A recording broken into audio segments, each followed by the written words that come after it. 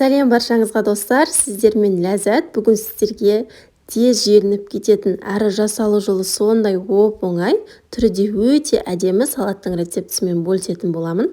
Ауызашарға міндетті түрде жасап көріңіздер. Жасаған күйде таусылып қалатыны сөзсіз. Ал ендеше салатымызды жасап бастаймыз.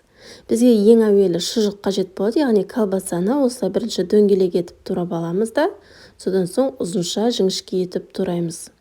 Барлығы осындай ұзынша етіп туралса, салаттарымыз өте әдемі көрінетін болады. Колбасамызды турап ыдысқа салып, келесі бізде балғын қияр, яғни свежий огурцымызды да осылай ең әуелі дөңгелектеп тураймыз, содан соң ұзынша етіп турап алатын боламыз. Біз дәл осы салатты ауызашарға жасап көрдік, өте керемет болып шықты. Ауызашарға, қонақтарға да жасасаңыздар, өте керемет болып шығады.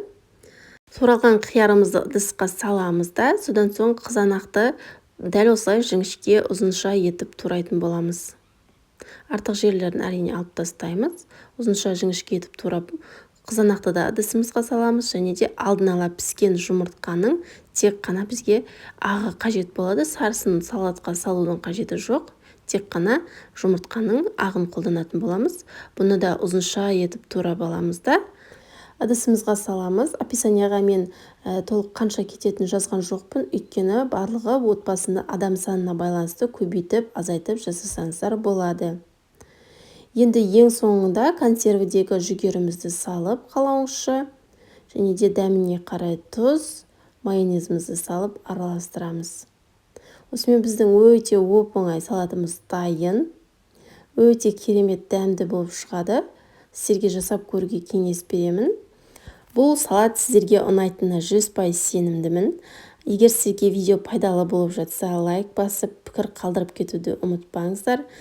Міндетті түрде арнаға тіркеліп, қоңырау белгісін де басып қойды ұмытпаңыздар. Алдағы уақытта менің видеоларым сіздерге ең алғашқылардың бірі болып көрінетін болады.